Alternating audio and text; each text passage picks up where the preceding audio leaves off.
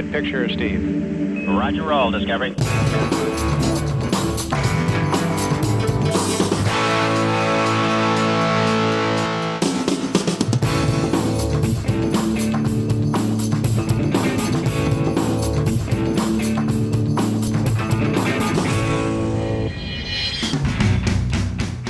On le croyait délaissé par Apple après 2 ans sans mise à jour, l'iMac est bien de retour dans une version bodybuildée qui carbure au Thunderbolt 3. Alors que vaut la nouvelle génération de l'ordinateur tout en un mythique de la pomme? Va-t-elle faire de l'ombre au Mac Pro? Quid de l'iMac Pro attendu pour la fin de l'année? Débat.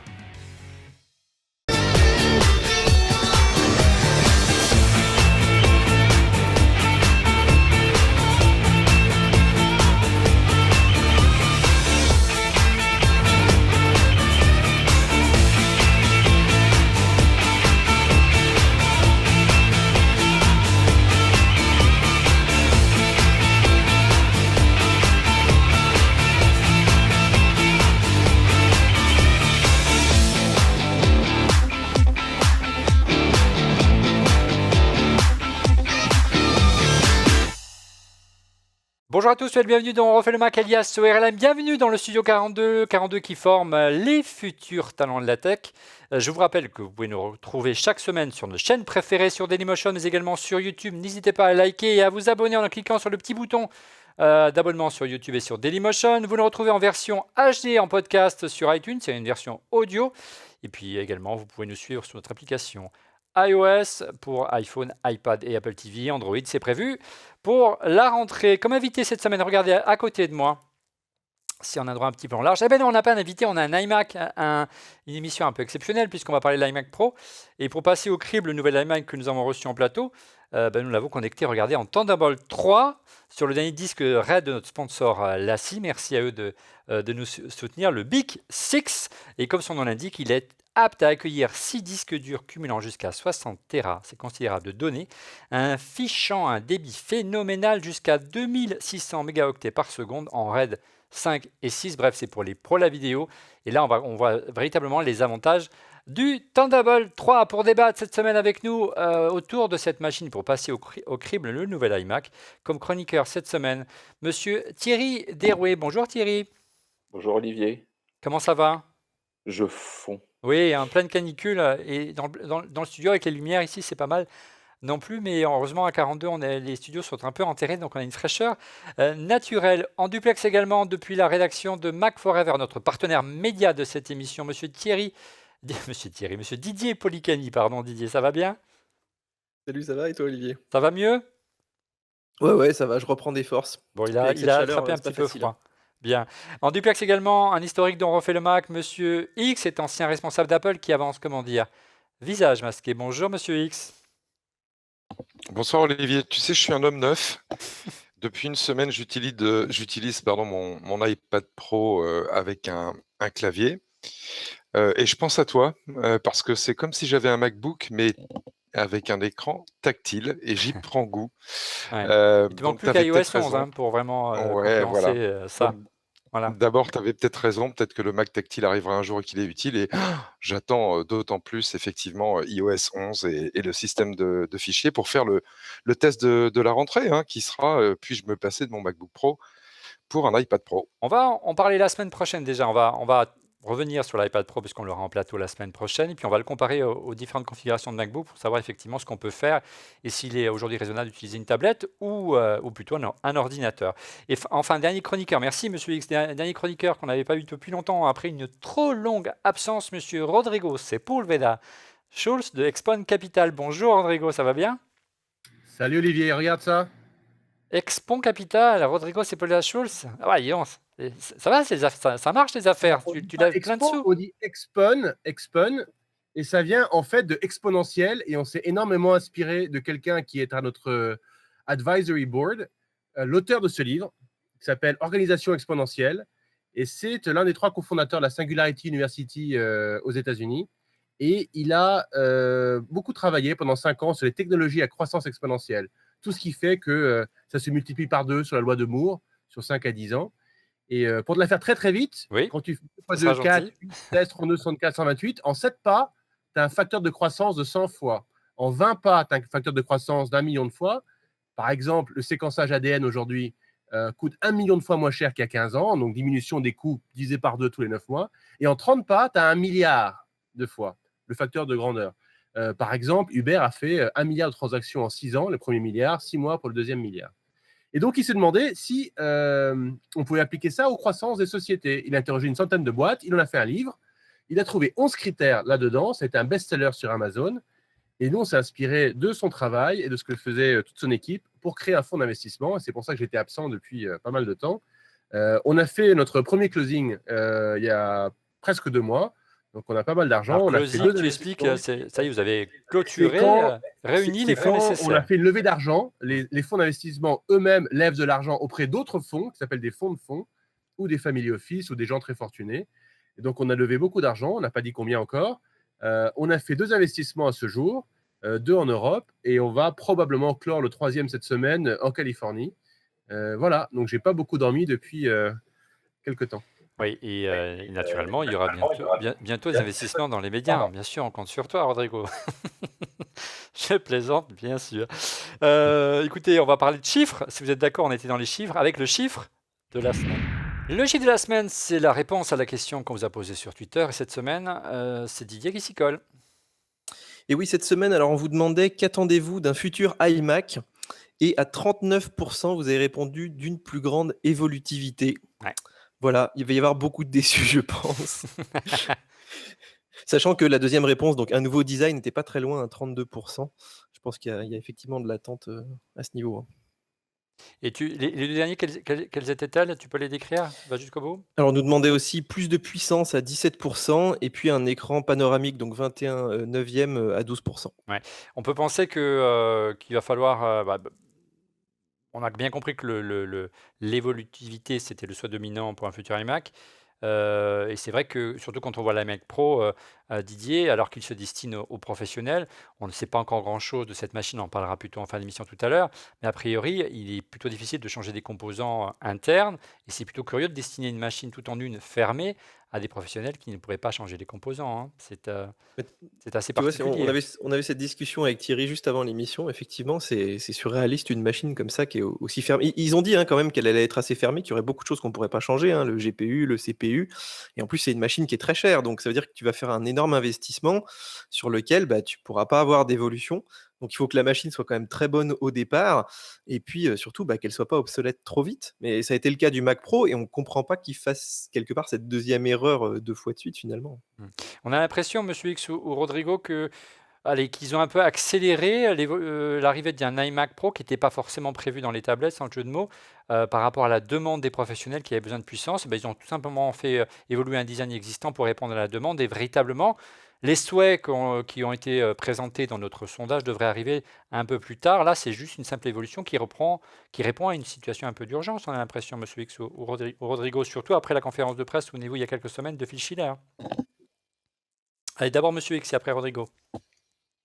Écoute, oui, effectivement, si tu prends la mise à jour isolée de cet iMac, c'est un petit peu décevant et ça répond pas aux préoccupations des pros. Mais bon, même si c'est pas le sujet du soir, je crois qu'il faut le voir effectivement de manière un petit peu plus large avec l'arrivée de l'iMac Pro qui sera disponible un peu plus tard et qui, elle, devrait être une machine avec la bonne réponse, c'est-à-dire puissance et modularité.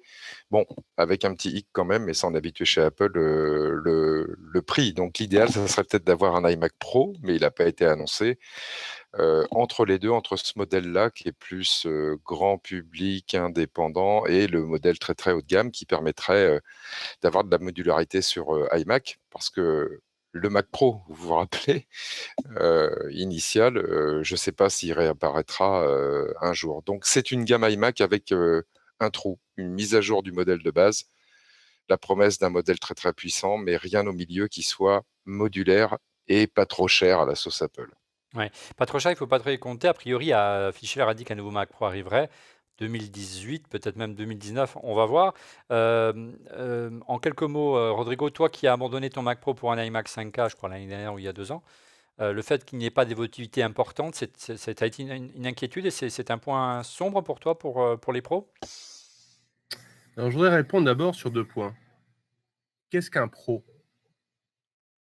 On suppose que le pro, c'est celui qui va faire du montage vidéo avec du GPU extrêmement intensive, ou c'est juste quelqu'un qui a besoin de travailler au bureau de manière professionnelle avec son iMac. En effet, moi, j'ai encore sous mon bureau, parce que je l'aime bien, mon ancien Mac Pro, la grande tour, elle est très jolie, elle me sert pour poser les pieds.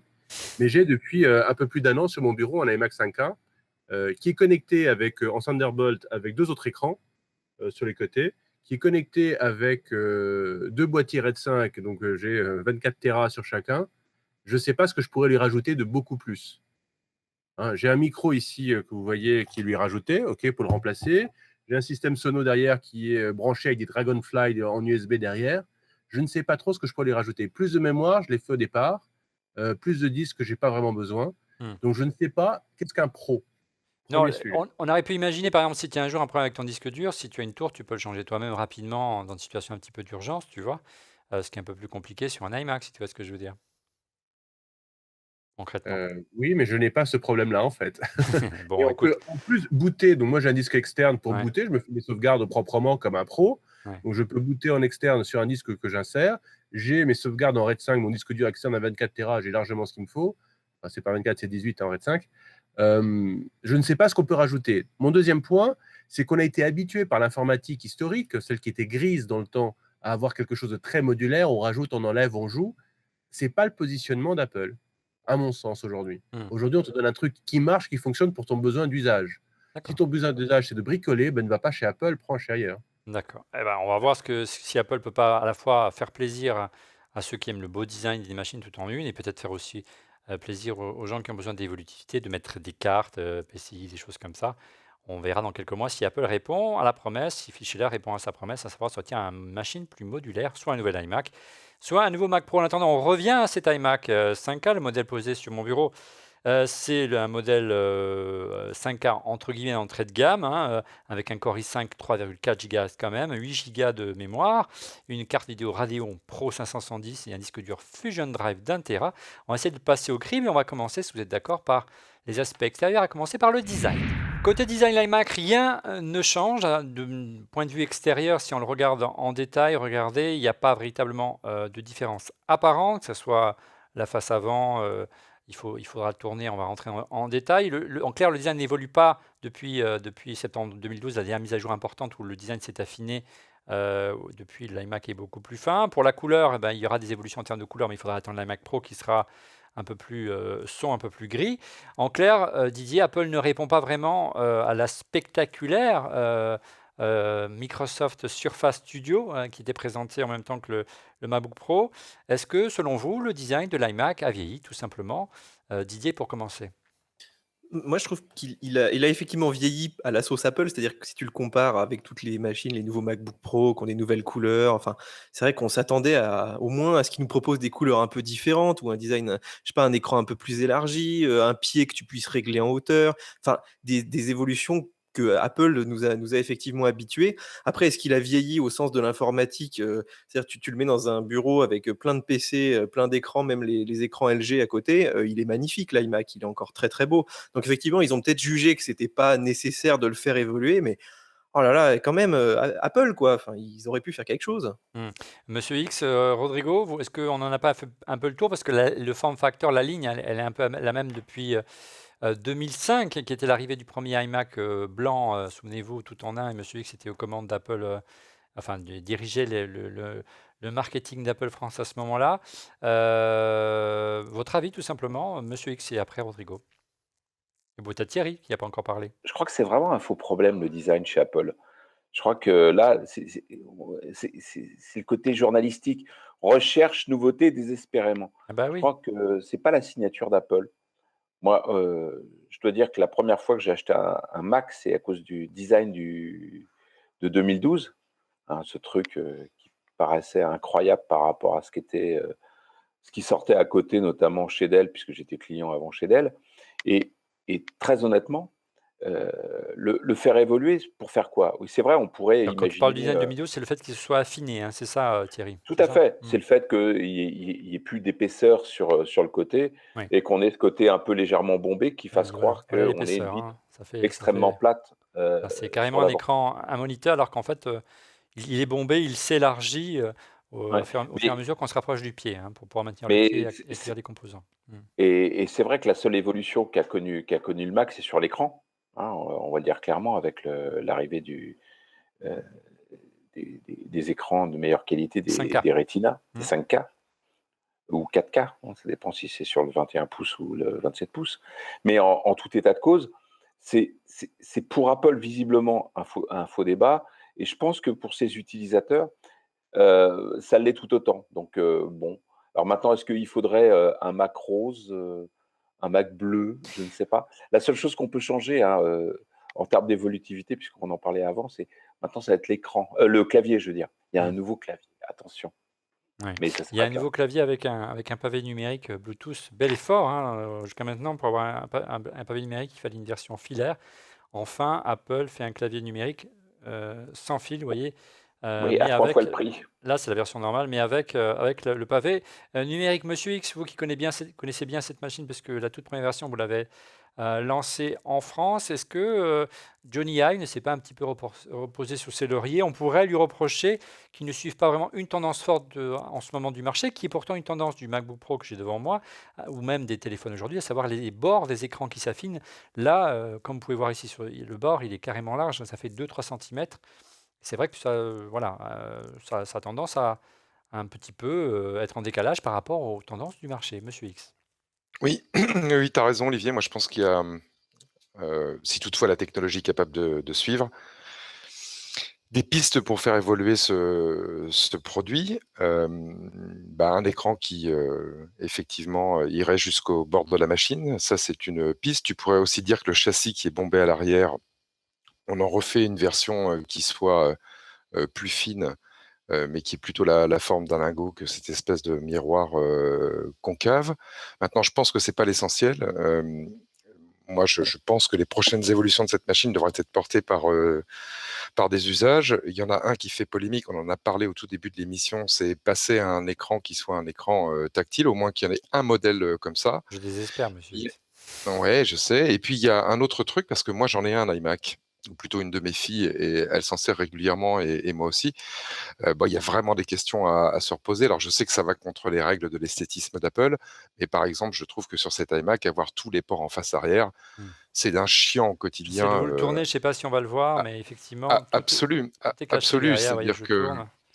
Voilà, tu es en permanence en aveugle à chercher les voilà. ports. Je Et, cherche même, moi, le bouton d'allumage on-off. Alors, les mettre en face avant, ce serait peut-être pas la solution et ça serait peut-être pas beau, mais il y a encore un travail de améliorer l'ergonomie de ce produit, qui pour les gens qui l'utilisent, hein, est leur compagnon de tous les jours, et souvent au bureau. Maintenant, je pense qu'ils sont à la croisée des chemins, qu'il y a vraiment cette question de la dalle tactile ou pas, et que ce n'est qu'une question de temps pour avoir une nouvelle génération. Mais c'est vrai qu'il fait un peu old school, et c'est pas le fait de le peindre en noir pour sa version pro qui va changer en quoi que ce gris soit. Maintenant, sidéral. ouais, maintenant, bon, quand tu regardes les specs du produit, tu peux te passer, entre guillemets, d'un design qui mériterait d'être rafraîchi. C'est l'essentiel, hein, les specs du produit. Et là, le produit, pour moi, hein, il est, si ce n'est sans défaut, il est très très bon, y compris le prix qui n'a pas augmenté, ce qui était plutôt une belle surprise. Il a même légèrement baissé, si ma mémoire est bonne. Oui, mais bon, c'est pas un modèle Retina en entrée de gamme, hein, 1200 euros. C'est un modèle classique avec une dalle classique. Alors, on parlait tout à l'heure de l'évolutivité avec Rodrigo, Didier.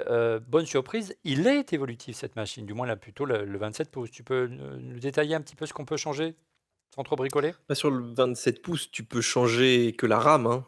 Il est pas si évolutif que ça. Ouais, ce qui est déjà pas Et mal. Hein. après, Il y a pas c'est si déjà pas longtemps, mal. Apple même s'amusait Mais à on aurait bien souder aimé les pouvoir barrettes. changer la RAM aussi du 21 pouces, parce qu'en plus, c'est les modèles que tu achètes qui sont moins chers. Mm. Donc, c'est potentiellement parce que tu as pas trop d'argent au début à mettre dans un 27, donc tu aimerais le faire évoluer un peu petit à petit. Et là, en fait, alors effectivement, il y a toujours la possibilité de faire évoluer ces machines, mais il faut enlever l'écran qui est collé, hein. Il colle ça avec Ouais. de l'adhésif. Donc c'est extrêmement complexe. Enfin, en fait, déjà que tu commences à faire ça, tu fais sauter la garantie, hein. Ouais, Et on puis tu tremble un risques peu surtout quand on fait d'endommager ça. les composants. Il y a quand même des, comment on appelle ça, des connecteurs, hein, que tu peux arracher. Donc c'est vraiment quelque chose qui est pas du tout conseillé. Mais c'est vrai que en plus là sur les 21 pouces, donc tu pourrais changer le processeur, Ouais. le Il n'est pas soudé, SSD, bonne surprise. Le Voilà, SSD. ils sont pas trop soudés, donc potentiellement on peut changer, mais qui va faire ça? Enfin, je pense que ça va être 1% de 1% des gens. Effectivement, tu peux acheter, ils commencent à vendre des kits sur le net, mais avant déjà, je sais pas si tu te rappelles quand on prenait l'écran là avec, on pouvait le tirer comme ça simplement, et Le il venait tournesol. tout seul. Hmm. Non, non, mais je parle la génération juste avant, en fait, tu Oui, pouvais prendre des ventouses et puis le tirer, oui. mais il n'était pas collé. Maintenant, il est collé, c'est-à-dire qu'il faut le recoller après. Enfin, c'est vraiment une opération qui est extrêmement compliquée. Donc, pour moi, il est quand même pas très très évolutif, hein, cet iMac. Oui, hein, le souci des designers d'Apple était d'obtenir la plus grande finesse possible. Mais encore une fois, il y a des tutoriaux, notamment sur iFixit, hein, qui vous proposent des kits pour le démonter si vous êtes amené à le démonter une fois que la guerre bien sûr, est terminée. C'est pas très compliqué, à vrai dire, surtout si vous avez les composants. Il ne faut pas il faut pas hésiter à terme, notamment pour changer la barrette ou encore le disque dur s'il est un peu à l'étroit. Le seul indice qui permet véritablement de le différencier, on va rentrer dans un moment en dehors de l'écran qui est vraiment beaucoup plus lumineux que l'ancien modèle. C'est effectivement, on vous l'a montré tout à l'heure, le port Thunderbolt 3 sur lequel on a branché le disque dur de notre partenaire LaCie, hein, le 6 Big. Mais bonne surprise, encore une fois, Apple, cette fois-ci, a écouté ses utilisateurs. Il n'a pas supprimé les ports USB classiques, a conservé également le port pour la carte micro SD et le port Ethernet, bien entendu. Donc tout ça fait qu'on n'a pas forcément besoin de multiplier les adaptateurs comme sur le MacBook Pro Retina Touch Bar. Ça peut sembler une évidence. Quand on écoutait les responsables d'Apple il y a quelques mois lorsqu'ils ont sorti le MacBook Pro et qui est américain, et qui sont venus nous voir à Paris, qu'on les a rencontrés, la tendance était plutôt à tout enlever. Voilà, Apple écoute ses utilisateurs et ça nous fait plutôt plaisir. En conclusion, on peut dire qu'il a encore plutôt fière allure, hein, ce Mac, même si on n'a pas forcément le sentiment d'en changer au premier abord. On va voir si maintenant, à l'usage, on sent véritablement la différence, et on commence tout de suite avec l'écran. Le fait marquant de cette nouvelle génération d'iMac 5K, c'est à nouveau l'écran. Il avait fait déjà événement à son arrivée il y a déjà 2 ans, en étant l'un des premiers modèles, si ce n'est le premier modèle équipé d'un écran 5K Retina. Et c'est véritablement, Didier, un écran à couper le souffle. Oui, bah, déjà la première version 5K, elle était vraiment magnifique, hein. Tous ceux qui l'ont eu, je pense qu'ils adorent, leur iMac 5K. Alors cette année, en fait, Apple, dit qu'il est plus lumineux, et 43%, hein. effectivement, ouais, en fait, il s'aligne sur les dalles là, de LG, enfin toutes les dernières dalles en fait qui sont sorties, qui sont effectivement assez lumineuses. C'est assez agréable en fait quand tu travailles dans un environnement qui est très éclairé. Par contre, moi je trouve que quand tu es dans une pièce qui est un petit peu sombre, tu as tendance à vraiment baisser, parce que maintenant ils sont trop lumineux Oui. justement. Donc voilà, ça dépend vraiment de ton ambiance de travail. Mais sinon, c'est vrai que l'écran On a, il est incroyable, il est homogène, il est bien calibré. Enfin, on a été on- obligé de je pense réduire considérablement la luminosité pour l'émission, parce que si je le montre, regardez, ça brûle. Donc voilà, tu me dis, on me dit en régie si c'est bien comme ça. Voilà, on a été obligé de réduire parce qu'il est trop lumineux. Rodrigo, toi qui utilises au quotidien un iMac 5K, le fait d'utiliser un écran Retina, ça te semble aujourd'hui un passage indispensable? On ne peut plus revenir en arrière? Ça a vraiment une valeur ajoutée pour toi? Eh ben, au risque de te contredire, pas vraiment. Mhm. J'ai 2 écrans 1K que j'ai depuis 2007, des écrans Dell qui sont branchés sur le port Thunderbolt. Thunderbolt derrière, en plus de mon écran 5K. Donc j'ai 3 écrans là quand je vous parle. J'ai le 5K devant moi, les 2 sur les côtés. Je passe le plus clair de mon temps sur les 2 autres écrans 1K, et j'utilise l'écran 5K pour la com. Donc j'ai tous mes autres trucs de chat ouverts, les Slack, les Skype, etc. Ce qui est utile, c'est que je m'en sers pour Excel quand j'ai besoin d'ouvrir beaucoup plus de résolution. Hmm. C'est le seul cas de figure. Et parfois pour faire un screenshot d'une page un peu plus large. Toi qui fais de la photo, je m'attendais à ce que tu sois vraiment féru du 5K, hein. Bah non. Tu en fais moins ces derniers temps, c'est peut-être pour ça. Aussi, Thierry, je toi aussi continue qui as à adopté jouer l'iMac beaucoup, 5K, le Retina aujourd'hui, difficile de revenir en arrière. Moi, c'est le cas, hein, qui utilise Moi, je plutôt le peux pas. 5K sur un MacBook Pro. Revenir à un MacBook Air, c'est juste mission impossible, hein. D'abord, je suis Miro. Alors, donc, mine de rien, je trouve que les écrans Retina, c'est vraiment extraordinaire pour y voir clair. Donc ça peut aider. C'est vrai qu'il y a certains usages, on va s'en contrefiche. Faut le dire clairement, si c'est pour faire du traitement de texte ou des choses comme ça. Mais dès l'instant où on commence à toucher à de la photo, là, c'est le cas de le dire, on ne peut pas revenir en arrière. Il y a quand même une différence qui est assez flagrante. Et puis, je rappelle, parce qu'on est un peu comme ça habitué, mais les écrans Apple, ils sont super bien calibrés d'usine. Hein. Il faut se souvenir un petit peu de toutes les saletés qui sont sorties sur le marché, qui sont pas forcément bien calibrées et avec lesquelles on a toujours des différences. Si on faisait encore des choses qu'on appelle des impressions d'écran, des photos et des trucs comme ça sur du papier, il y avait quand même des écarts au niveau colorimétrique qui étaient quand Énorme, même délirants. énorme. Tandis que là, on arrive quand même à avoir quelque chose qui est d'abord très bien calibré, très bien fidèle, et puis surtout, en termes de définition, c'est vrai que c'est gorgé de pixels, on arrive à avoir quelque chose de très fin. Ouais. Mais une fois encore, c'est vraiment, tout dépend les usages. Mais pour des usages qui sont purement graphiques, en tout cas, là, c'est clair que revenir en arrière, c'est un peu Moi, stupide. j'avais emprunté le Spider 3, qui est l'outil pour calibrer les écrans d'Olivier Ezrati. Je les ai calibrés, j'ai sauvé le fichier de config et j'utilise ça.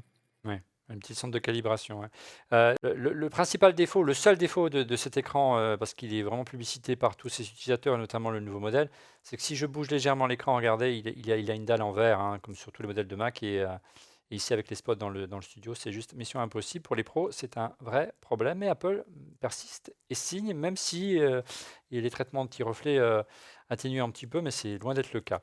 Un grand merci quand même à notre sponsor Lassi de nous soutenir, hein. Regardez, leur dernier disque dur est branché en Thunderbolt 3. Le spécialiste du stockage sur Mac a été le premier constructeur à proposer un disque RAID compatible Thunderbolt 3 avec le Big 6 que nous avons connecté au nouvel iMac. Il est apte à accueillir 6 disques durs cumulant jusqu'à 60 Tera de données, affichant un débit phénoménal jusqu'à 2600 mégaoctets par seconde en RAID 5 et 6. Bref, si vous êtes un pro, que vous avez besoin de puissance, de rapidité de stockage, de sécurité et surtout une énorme capacité de stockage importante, c'est les disques qu'il vous faut. Après le design, après les moniteurs et les écrans, place. On va regarder un petit peu ce qu'il y a sous le capot de cet iMac. Enfin, plus de puissance sous le capot avec la dernière génération des puces Kaby Lake d'Intel. Donc c'est une version Core i5 sur ce modèle-là. On gagne environ 200 MHz par configuration, Didier. Voilà, ce n'est pas forcément un énorme bond en avant, mais c'est toujours bon à prendre. Surtout que les prix sont légèrement en baisse. Oui, non, c'est à peu près tu as plus pour le même prix, donc c'est plutôt pas mal. C'est vrai qu'il y a pas de grosse différence, hein, entre Skylake, la génération d'avant d'Intel et Kaby Lake, la nouvelle. Mais effectivement, voilà, on a 200 MHz. Ça fait quand même, suivant les machines, entre 10 et 20 de perf, supplémentaires. Donc c'est plutôt pas mal. Le haut de gamme, commence à avoir un joli petit turbo là qui approche les 5 GHz, hein, on n'y est pas encore, Ouais, mais 4,2 pratiquement. GHz et turbo 4,5 GHz en turbo boost. Ouais. C'est pas le modèle qu'on a en plateau. Nous, on a la version 3,4 GHz. On l'a passé à un rapid quick bench tout à l'heure avant de commencer cette émission. En simple cœur, il atteint le score de 4839 points, 14 057 points en multicœur. Si on le compare au Mac Pro qu'on utilise à la rédaction ici pour la réalisation, hein, on utilise un Mac Pro pour réaliser, on refait le Mac. En simple cœur, le Mac Pro fait moins bien, 3956. Par contre, en multicœur, c'est normal, c'est un Xeon 8 cœurs. Hein. Il passe à, bougez pas, j'ai perdu la page, 24 361. Donc effectivement, l'écart est important. Et enfin, on l'a comparé à celui-ci, qui est la dernière génération de MacBook Pro. Hein. C'est l'un des tout derniers haut de gamme. Hein. Je vous donne la configuration exacte. Ne bougez pas. À propos de ce Mac, c'est un MacBook Pro 2,9 GHz Core i7, donc le très haut de gamme en 16 Go sans configuration à la mano, dirons-nous. Il atteint en simple cœur le résultat de 4597 points et 15 620 points en multicœur. Donc on voit qu'en puissance brute, en tout cas l'entrée de gamme, 5K ne creuse pas forcément l'écart avec un iPac. On verra peut-être sur les cartes graphiques ce qui est un petit peu différent, parce qu'effectivement la bonne nouvelle, s'il y avait une bonne nouvelle côté augmentation de puissance, c'est plutôt des côtés des cartes graphiques, Didier. Oui, carrément. Et en fait, enfin, ça dépend en quel modèle, hein, puisque le modèle 5K, l'augmentation, elle est pas incroyable, elle est à peu près de 25-30. Mais par contre, sur l'iMac 4K, qui lui n'avait pas de carte graphique dédiée, Oui. là, effectivement, tu as des performances qui sont quasiment le double, hein, et effectivement, quasiment pour le même prix aussi. Donc, Apple a enfin mis une carte graphique sur ces machines. Et en plus, donc on en parlera après, il y a un port Thunderbolt pour mettre une carte graphique externe. Enfin, quelque part, l'entrée de gamme est devenue particulièrement intéressante cette année, en fait. Donc Exit, donc tu l'as dit, la carte iris sur l'iMac 4K. Et il avait plutôt du mal, effectivement. En plus, les premières générations de Saka à être vraiment fluide lorsqu'on avait tendance à le charger lorsqu'on avait plusieurs moniteurs. Là, c'est plus du tout le cas. Apple persiste et signe, hein, Didier, en faisant confiance toujours à AMD avec la série 500. Ce modèle-là, il est équipé de la Radeon Pro 570. c'est pas forcément un haut de gamme, mais on l'a passé quand même à Geekbench. Il atteint un chiffre, regardez sur l'iMac, un score de 86 124 en OpenCL, ce qui est quand même pas trop mal comparé au Mac Pro. Alors lui, je suis pas sûr qu'il cumule les deux cartes graphiques en parallèle, mais au moins une carte graphique en OpenCL, il atteint le score de 92 000. Donc le Mac Pro est encore devant, ce qui semble à peu près normal. Quant au MacBook Pro que j'ai ici, il atteint le score de 48 710. Donc là, on voit véritablement que l'iMac creuse l'écart. Si vous cherchez une machine ultra puissante, si vous choisissez un MacBook Pro comme celui-ci plutôt qu'un iMac, alors que l'iMac c'est plutôt un entrée de gamme et celui-ci c'est plutôt un haut de gamme en termes de carte graphique, celui-ci va beaucoup plus vite. Et on sait que les logiciels professionnels, on pense à Final Cut Pro, tirent parti du GPU, Didier. Hein. Oui, oui, totalement, c'est hyper important et c'est même Final Cut Pro est même très optimisé pour les cartes, AMD parce que tu l'as dit, Apple ne veut pas, hein, aller vers Nvidia. Enfin, il y a une histoire effectivement d'accords, commerciaux derrière. Mais, je dirais qu'en ce moment, c'est pas forcément une mauvaise chose puisque AMD reprend quand même des couleurs, hein. Justement, la série Il était 500, temps. c'est Hein. plutôt des Mm. des bonnes cartes. Le seul problème, c'est qu'on attend un peu le haut de gamme depuis 1 an, hein, parce que Nvidia a sorti son haut de gamme l'année dernière et celui de AMD devrait arriver cet été là, avec l'architecture, Vega. Qu'on va voir Donc sur on l'iMac Pro. retrouvera, Mm. voilà, sur l'iMac Pro. Mais effectivement, voilà, c'est un peu dommage que sur ces machines, on puisse pas accéder, à ces cartes en interne, alors que manifestement, ils ont quand même réussi à les caser, sur l'iMac Pro. Moi, j'aurais bien aimé un iMac, voilà, un iMac 5K autour de 3 000 € dans lequel tu puisses mettre du Vega. Parce qu'il faut savoir quand même que la différence entre une carte, milieu de gamme comme la 580 et une carte Vega, c'est des sommes de 300-400 €, donc c'est pas monstrueux, hein. Mm. Mais effectivement, c'est assez compliqué à refroidir dans des designs, comme ça, quoi. Oui. Monsieur, historiquement, Apple a toujours été un peu à la traîne, question carte graphique, puisque historiquement, le Mac n'a jamais été une plateforme très affirmée autour du jeu vidéo. Là, l'enjeu est différent parce qu'outre les besoins des pros qui tirent parti de plus en plus autour de leur application, on l'a dit, de la puissance des GPI, il y a aussi l'épouvantail de la réalité virtuelle qui pointe son nez. Oui, absolument, on va y avoir besoin de de puissance, donc Apple va peut-être avoir à se poser les questions, mais il faut se souvenir d'un truc, Apple a toujours été un peu frileux sur les cartes, graphiques parce que si tu reprends les PC qu'on utilisait il y a 10 ou 15 ans, où on choisissait en fait sa carte, graphique et on pouvait changer dans la durée de vie du PC. La clé pour que ça marche, que ça soit performant et qu'il y ait pas de bugs, c'était les fameux drivers, les fameux, pilotes et Apple a toujours eu une sainte horreur, de ça, c'est-à-dire d'avoir avec les versions de son système d'exploitation macOS, à changer les pilotes pour fixer des bugs et cetera et cetera. Donc non seulement ils choisissaient un fournisseur avec plutôt une carte graphique, stable et puis, un pilote de base, des fois jamais optimisé durant la vie du produit, pourvu qu'ils aient pas de bugs. Mais en contrepartie, une puissance un peu monégasque avec l'arrivée du VR, il va peut-être être temps de, changer cette politique de confort pour une politique de puissance. En tous les cas, ils vont en avoir besoin pour les applis qu'ils nous promettent, hein. Ouais, on voit bien, Thierry, qu'il y a enfin une appétence, on l'a vu ensemble lors du direct, lors de la WWDC. Apple enfin dote ses Macs de cartes suffisamment puissantes pour pouvoir brancher des HTC Vive ou des Oculus Rift. Il était temps, avant, c'était pas possible. Bah oui, c'est un peu vraiment le gros défaut d'Apple, c'est d'avoir traîné la patte là-dessus. D'ailleurs, ils se sont fait un peu, moquer, sur ces derniers mois là-dessus, en se disant: «De toute façon, il est improbable d'utiliser la plateforme, Apple pour, faire, de la réalité, virtuelle ou, faire des applications de réalité augmentée». Mais je veux quand même revenir sur une petite chose historique, parce Oui, qu'on dit toujours: «Ouais, le PC, c'est génial, on pouvait changer les cartes».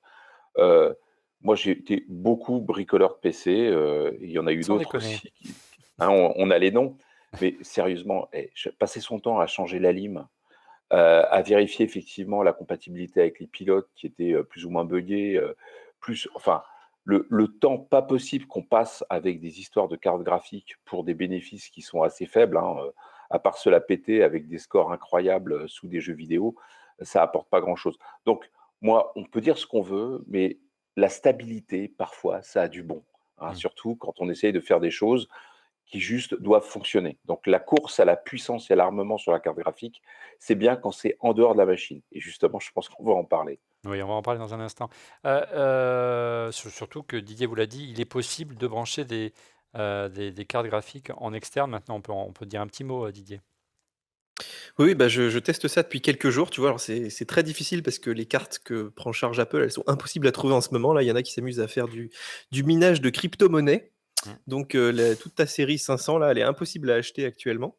Mais oui, donc moi j'ai testé un peu la chose. Alors pour l'instant, c'est assez expérimental, hein. Il faut la bêta de High Sierra, il faut des boîtiers spécifiques, il faut des cartes spécifiques et puis les logiciels le prennent pas en charge. Donc ça reste quand même, très théorique et puis il y a beaucoup de limitations. Par exemple, tu veux faire justement de la réalité virtuelle et cetera, il te faut un écran externe, et puis idéalement, il te faudra aussi des cartes graphiques très puissantes dans ces boîtiers alors qu'actuellement, on n'a que cette petite carte, je dirais bas de gamme, milieu de gamme.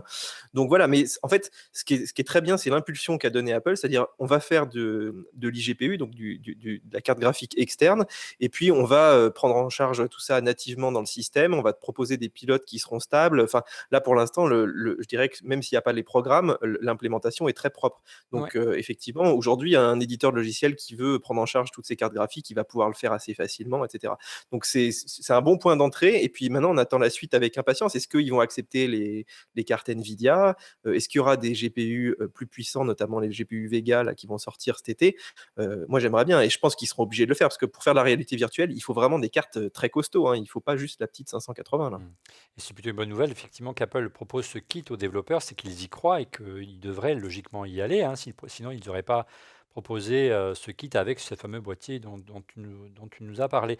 Une brève réaction pour conclure sur les composants et notamment les composants graphiques de l'iMac avec Rodrigo. Ce modèle que décrit Didier, Rodrigo, où en clair on pourrait arriver avec un petit MacBook 12 pouces avec une carte graphique ridicule et puis tout d'un coup le brancher sur ce petit boîtier au bureau et le transformer en une machine de montage ou une machine de retouche d'image. Tu crois à ce modèle-là? Est-ce que ça va dans le sens de l'histoire? J'ai 2 commentaires. C'est que c'est pas un usage professionnel. Les gens qui travaillent sur un ordinateur de bureau, ils ont un bureau et forcément sur ce bureau, il y a l'ordinateur. C'est pour ça que ça s'appelle ordinateur personnel. Hmm. Donc on va l'équiper comme il faut dès le départ pour la tâche à faire. C'est vraiment des économies de bout de chandelle de faire ça dans une entreprise. On a autre chose à faire avec son temps que de bidouiller sa machine. C'est le premier point. Et le deuxième point, peut-être qu'il y a un usage itinérant avec du petit matériel. Cédric en parlait dans le temps, quand il faisait du montage, quand il se déplaçait. Mais c'est un micro-marché au regard de la première capitalisation boursière mondiale. Ah, c'est clair. Et la réalité virtuelle, qu'Apple s'y intéresse, c'est un peu normal également, non? Oui, mais il va falloir le faire avec un ordinateur de bureau aujourd'hui, même sur le monde PC. Quand on branche tous ces câbles, on a l'impression d'être dans un scaphandre. Moi, je ne pense pas que la réalité virtuelle, hein, pas la réalité augmentée, mais la réalité virtuelle, n'ait un marché avant quelques années. Très bien. Allez, on passe. Il est l'heure de répondre à vos questions sur Twitter. Peu de questions finalement, beaucoup d'affirmations. Ça montre qu'il y avait véritablement un relatif énervement parmi la communauté d'utilisateurs d'Apple. Beaucoup d'attentes autour de cet iMac et plutôt des réflexions pêle-mêle hein, de Eric Broski hein, sur Twitter. Comment permuter un cylindre à une plaque, un cylindre le Mac Pro et la plaque l'iMac. Bref, l'iMac Pro n'est pas intégrable dans une chaîne de production existante. Bon, c'est une affirmation, on n'est pas forcément on peut en discuter. Doit-on s'attendre à une nouvelle mise à jour en 2018 comme ce fut le cas en 2012? L'iMac en 2011 avait le Thunderbolt 1 et en 2012 il s'est affiné avec un nouveau design. C'est encore une fois, on l'a dit en amont de l'émission, dans ce qui semble se profiler, hein, une version intermédiaire que nous avons là. L'iMac Pro qui serait aussi une version également intermédiaire et un tout nouveau design qui devrait arriver après l'arrivée normalement du Mac Pro en 2017, voire 2018. Et pour illustrer, je dirais, vraiment l'énervement général de la communauté des utilisateurs de Mac autour de l'iMac. La puissance celle de From Sparta, The Corentin 33, la puissance des Mac est trop ridicule de base. Didier, une réponse? Mais ça dépend de quoi on parle, comme disait Rodrigo, ça dépend vraiment ce qu'on fait avec, parce que le processeur, ils ont quand même les meilleures puces, du marché. Les cartes graphiques, ils ont maintenant des cartes graphiques, milieu de gamme qui sont très correctes pour faire, énormément de choses. Donc voilà, après effectivement, c'est des usages un peu spécifiques, mais effectivement, faut se méfier aussi de qu'est-ce qu'on appelle de la puissance. Ça dépend vraiment de ce qu'on fait avec, en fait, hein. Monsieur X, une réaction peut-être? Oui, je voudrais pas faire l'intelligent, mais un peu quand même. Je pense que quant à la performance de cette machine, la performance finale, il faudra attendre un petit peu de temps. On sait qu'aussi il y a la nouvelle version de macOS 10 qui va sortir, à l'automne, macOS 10 High Sierra.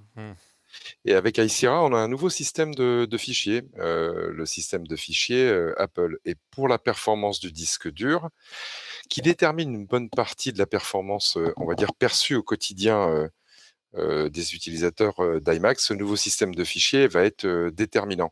Alors, on pourrait avoir une bonne surprise. Ça pourrait faire, c'est ce que semble promettre Apple, on va dire accélérer l'utilisation au quotidien en permettant d'accéder aux fichiers, les écrire et les lire plus rapidement. Ça peut être aussi une petite catastrophe au sens où il y a fort à parier que même si Apple y a passé beaucoup de temps, ça ne soit pas optimum dès le début. Donc, il y a quand même une question en suspens sur la performance quotidienne de cette machine qui sera résolue, qu'en novembre.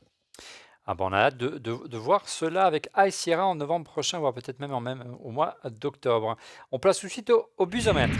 Le busomètre, les rumeurs qui ont le plus buzzé autour de la plateforme Apple cette semaine. Et on commence avec Didier. Oui, et en premier, tu nous as mis la recharge sans fil sur l'iPhone 7S. Ouais. Mais de toute façon, cette recharge sans fil, elle doit arriver, Olivier. On n'a plus le choix maintenant. Non, Il la bah, faut. les rumeurs, c'était plutôt pour l'iPhone 8. Là, la nouveauté, apparemment, ce concernerait aussi l'évolution de cet iPhone-là, à savoir l'iPhone 7. Voilà, mais il faut encore qu'il y ait un iPhone 7S. Moi, j'en suis pas encore persuadé Ouais, hein, c'est qu'il y ait pour ça 3 qu'on a mis que modèles 3 d'iPhone. étoiles. Hein. Ouais. Voilà, on ne sait pas encore. Mais effectivement, est-ce que sur l'entrée de gamme, ils vont mettre toutes les features qu'ils vont mettre sur l'iPhone 8 ou est-ce qu'ils vont essayer de creuser pour faire vraiment 2 segments de gamme différents? Moi, je trouve que la recharge sans fil, quand même, aujourd'hui, c'est devenu hyper utile. Et Monsieur X, qui comme moi a acheté une voiture, trouve ça aujourd'hui indispensable quand on met en route, je sais pas, son GPS ou, enfin, tu vois, tu n'as pas envie forcément de brancher ton téléphone. Donc, c'est vrai que ça va devenir un standard. Et effectivement, priver des nouveaux téléphones de cette fonction, ça paraîtrait, En tout cas, paraîtrait c'est assez un fou. Mais souhait, bon, c'est en tête de nos wishlists. Deuxième rumeur, voilà, mais Didier. alors, la deuxième rumeur, l'iPhone hébergerait votre dossier médical. Voilà, donc c'est une rumeur, qui est, je dirais, assez probable dans la mesure où, effectivement, Apple investit beaucoup, hein, dans le médical, notamment avec l'Apple Watch. Alors, est-ce qu'ils vont effectivement aller jusqu'à mettre ça dans ton iPhone? Parce que le dossier médical, c'est quand même quelque chose d'assez complexe, hein, même en France, quand tu vois comment c'est géré au niveau des hôpitaux, ça demande énormément de sécurité. Donc est-ce que, les autorités publiques vont, accepter, de stocker ça dans ton téléphone? C'est pas sûr, hein. C'est pour ça que j'imagine que tu as mis que 2 étoiles. C'est-à-dire qu'en tout cas, c'est un process, on y croit, mais c'est un process qui risque d'être long de par tous les freins Voilà, il va falloir négocier administratifs, tout longtemps, simplement, et avec d'ordre chaque pays, hein. réglementaire. Et troisième rumeur, Didier. Alors, Apple produirait ses propres séries. Ça peut là ton enthousiasme, mais tu vois où je veux en venir quand je dis Apple produirait ses propres séries? Tu vois ou pas? En fait, je ne vois pas de quelle rumeur tu parles, en fait. Bah, je parle de la Ils en rumeur qui est produisent tombée déjà, hein. cette semaine qu'Apple a. C'est pas une rumeur, c'est un fait, mais ça a déclenché une rumeur. Ça a refait remonter cette rumeur qu'Apple pourrait à terme pourrait faire une sorte de, pas de Netflix, mais produire ses propres contenus, comme elle le fait déjà avec quelques contenus comme Planet of the Apps notamment. Ils ont débauché deux exécutifs producteurs de Sony du studio Sony Télévision de renom à Hollywood. Voilà, alors c'est pas juste pour organiser la vitrine sur iTunes, hein, il y a quelque chose qui se prépare. Ils ont également fait la même chose, ils ont été débauchés quelqu'un sur YouTube il n'y a pas très longtemps pour la mise en avant. On sait qu'ils retrouvent un petit peu d'appétence sur les podcasts et on est ravis à en refaire le Mac. Donc il se prépare quelque chose. Est-ce que c'est juste du contenu qu'on retrouvera dans Apple Music? Est-ce que c'est un service de vidéo Didier? L'avenir nous le dira. Mais c'est pour ça qu'on a mis que 3 étoiles. Quatrième rumeur, Didier. Un système de conduite autonome. Eh bien ça, je crois que c'est validé par Tim Cook Ouais. himself, hein, qui a fait une déclaration. Alors personne ne l'attendait sur ce segment. Effectivement, bon, c'était un secret de polichinelle, hein, puisqu'ils font tourner des voitures, ils ont déposé des brevets, ils ont l'autorisation de conduire dans la Silicon Valley. Donc c'est clair qu'ils préparaient quelque chose autour de la voiture autonome. Mais là, Tim Cook a carrément dit, oui, on prépare un logiciel de voiture autonome. Alors il n'a pas dit on prépare une voiture, on ne sait pas ce qu'ils vont faire de leur système, s'ils vont le mettre sur une voiture à eux ou s'ils vont essayer de le vendre à des constructeurs, mais dans ce cas, à qui? Je pense qu'ils capitalisent aussi peut-être sur le fait qu'effectivement, il y a quelques sociétés aujourd'hui qui sont capables vraiment de faire ça à une échelle industrielle. Donc voilà, on va voir, mais effectivement, faudra attendre Apple sur le segment de la voiture. Et si Tim Cook l'a dit, c'est qu'ils vont sortir quelque chose. Enfin, il ne peut pas sortir ça comme ça et pas sortir un produit derrière ou un gros partenariat très vite, quoi. Ouais, c'est un peu effectivement une surprise. Dernière rumeur, Didier. Ah, tu y tiens à ton clavier Touch Bar e-Ink Ah, mais pour ça était en tête la 2018. semaine dernière, et puis du coup, on n'en parle plus là. Hein. Elle est tombée Oui, dans le c'est vrai. classement. Mais surtout qu'ils ont sorti leur nouveau clavier sans fil avec le pavé numérique vendu à prix d'or. Et on aurait bien aimé à la place soit un clavier avec touch bar, soit un clavier avec e-ink. Non, pas du tout, c'est un clavier tout à fait classique. Donc, mais effectivement, est-ce qu'il manque pas un peu de techno pour sortir ça, notamment au niveau Sans des fil. batteries? Parce que voilà, pour arriver Compliqué à en sans sortir fil, quelque hein, chose comme ça sans fil, parce que c'est il un faut quand écran même la que la touch bar, batterie hein. tienne un Donc il faudrait revenir à un Oui, clavier oui, tout à filaire, fait. c'est pas simple. Et on a vu qu'a priori l'iMac Pro n'en serait pas doté non plus, du moins sur les photos qui ont fuité. On en parlera de l'iMac Pro tout à l'heure. Oui, Didier. Non? Ça finit, Moi, très bien. Alors j'ai fini. pour conclure ce bisomètre, un petit coucou et un grand merci à notre sponsor Lassi de nous soutenir. Le spécialiste du stockage sur Mac a été le premier constructeur à proposer un disque RAID compatible Thunderbolt 3. Voici son dernier modèle, le Big 6, que nous avons connecté au nouvel iMac. Il est apte à accueillir 6 disques durs cumulant jusqu'à 60 Tera de données, affichant un débit phénoménal jusqu'à 2600 mégaoctets par seconde en RAID 5.6. Bref, c'est un monstre si vous avez besoin de stockage rapide, sûr et super performant. Et simple d'emploi, parce que j'étais très étonné en l'installant sur cet iMac. Tout à l'heure, le logiciel est vraiment très simple pour le configurer. C'est le produit qu'il vous faut. On arrive tout doucement à la conclusion de cette émission et au verdict qu'on va donner de cet iMac. Et on va parler quand même d'un point qui nous a un petit peu chiffonné, ce sont les disques durs. La précédente version qui a été présentée il y a 2-3 ans maintenant des iMac a été beaucoup décriée, Didier, parce qu'ils avaient encore des disques durs à plateau. C'est toujours le cas de certains modèles à l'heure du SSD qui est généralisé sur les ordinateurs portables. Ça, c'est pas véritablement dans la philosophie, dans la classe d'Apple de proposer encore ce type de disque sur des machines plutôt moyen voire haut de gamme. Didier, c'est étonnant. C'est un scandale, c'est un vrai scandale. Et comme le disait Monsieur X, aujourd'hui, je dirais que la rapidité de l'ordinateur est souvent drivée par la vitesse du disque et la vitesse d'accès à tes fichiers. Et alors là, vraiment, mais de mettre un disque à plateau, ça te plombe ton Mac. Mais voilà, nous, on avait ça il y a 10 ans. Et effectivement, quand il y a eu le passage au SSD, tout de suite, les choses sont devenues beaucoup plus rapides. Et c'est incroyable de retrouver ça, surtout à ces niveaux de prix. Parce que sur l'iMac 27 pouces de base, je crois qu'on est autour de 2000 euros. Et c'est d'autant plus scandaleux que Apple a ce Fusion Drive qui est vraiment super et qui marche avec des tout petits SSD qui font 24, 32 gigas, donc qui doivent quasiment plus rien coûter à Apple.